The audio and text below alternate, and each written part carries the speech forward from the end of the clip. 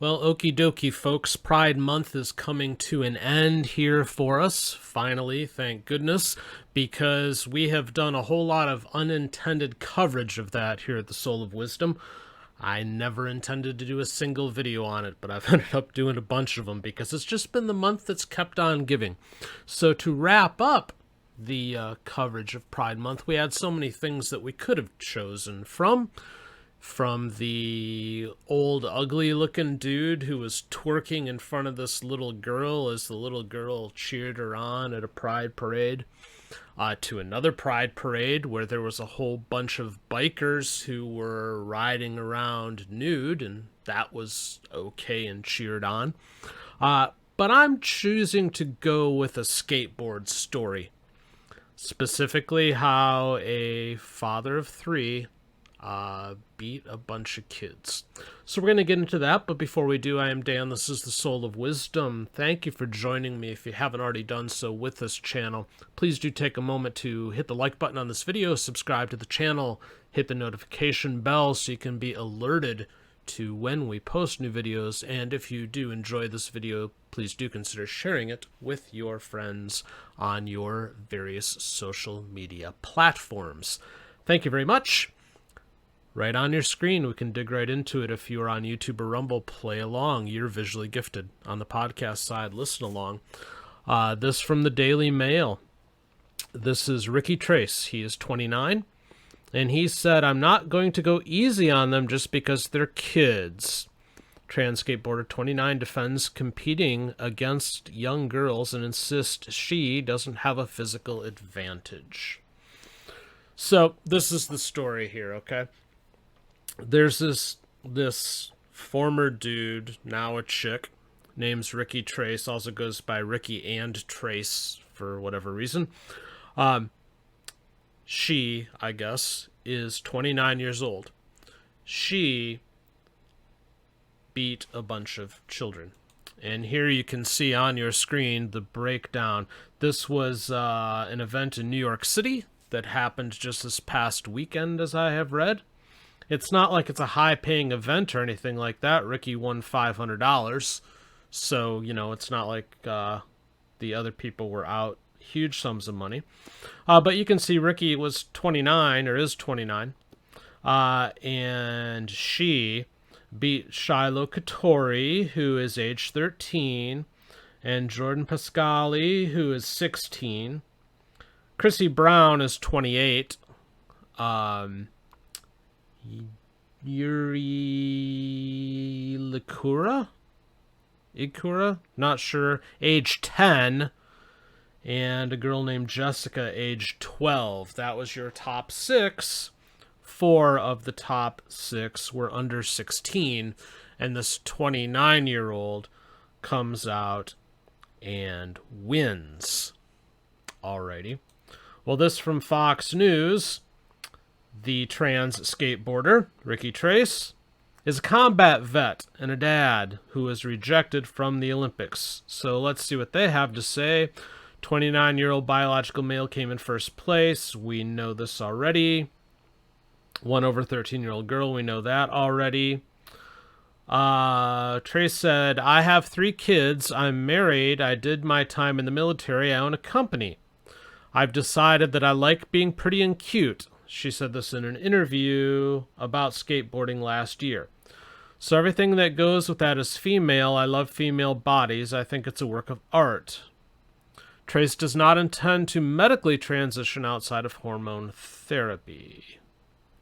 Tres has taken hormones, but was previously informed that his or her body, whichever, still has too much testosterone to compete.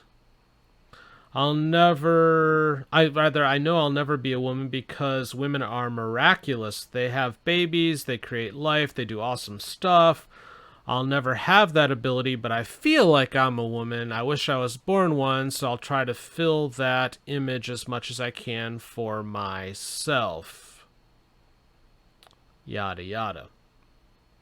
Okay, so the first thing I have to say, I guess, about this is you do need to understand, and I've done a little bit of reading about this to make sure I wasn't speaking completely, out of line here. But there's the women's division in skateboarding, so it's not uncommon for there to be a lot of really young people in the female division, from what I have read. So the idea that you've got a 10-year-old and then you've got a 28-year-old, that is not uncommon. What changes this dynamic, though, is that you have somebody who, from a physical standpoint, from a biological standpoint, is a dude. And now you have this dude going up against 10, 12, 13-year-olds and mopping the floor with them. And then saying, well, I'm not going to go easy on them because they're kids. Yeah, okay, if you were a biological female competing against other biological females in a sport where it's common for there to be that age differential, then I guess we could have a discussion.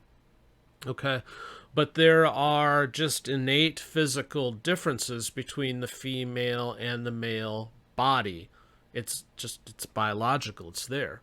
So this idea that this person could just jump into the female division of this sport and then just turn around and dominate these young ladies, it's sickening. But at least publicly, it's not sickening to the one who got second place. This is the next place I'm going to go with this. This is a quote from Shiloh Catori. She made a statement on her Instagram page. This is the quote from it. Let's find a way to love, include, and respect everyone. I'm not upset at all, like at all. If anything, I'm really worried about how Ricci must be feeling. I really admire her courage. I can't imagine how awful it must feel to see all this hate from all these people. Well, okay, for the record, I'm not full of any hate. I don't know Ricci Tres, whatever, I will say that as a father, it's troublesome to me that you've gone and you've made 3 children. They're tiny. From what I've seen in photos, these are small children. And you've left all of that to go and pursue this other life as the completely opposite gender. This is... I have a problem with this. And then you've left these other children behind, and then you're choosing to go out and beat these other children who are trying to form their skills. They're trying to get up in the rankings of their sport, and they've got you standing in the way. It's some of the most selfish thinking that I can possibly imagine. The truth is that we're all told to go out and be excited about how we feel and pursue the things that make us feel good and all of that. The reality is, though, that's not practical. That's not how life works. You're never going to get everything you want. There's always disappointment. There are always things that just don't work out. And you never end up where you think you're going to be. Or even want to be necessarily. But you have to learn to live with that and adapt and accept it and find beauty in your situation rather than just reject it all. So this dude has left 3 children behind in Minnesota, from what I read. He's out in California, living as an entirely different person, pursuing this sport, leaving behind his military training, which I would hope at least would have given him some sense of responsibility, and leaving behind his children and instead pursuing this other thing. But then you have Shiloh, who's like, yay, it's okay that I lost. She was told to say that. I guarantee it. Told, or at least she's been programmed that way. The real truth of it has to be that she's disappointed that she didn't win. She's running up against this wall, literally, this big dude, as opposed to, Shiloh being a smaller young lady. And she undoubtedly has to play the politically correct game, because it's difficult for her, especially at that age. It would be to come out on her Instagram page or any place and say, yeah, this is no good, I've got a problem with it, because then the 13-year-old little girl is going to be attacked, and she's going to be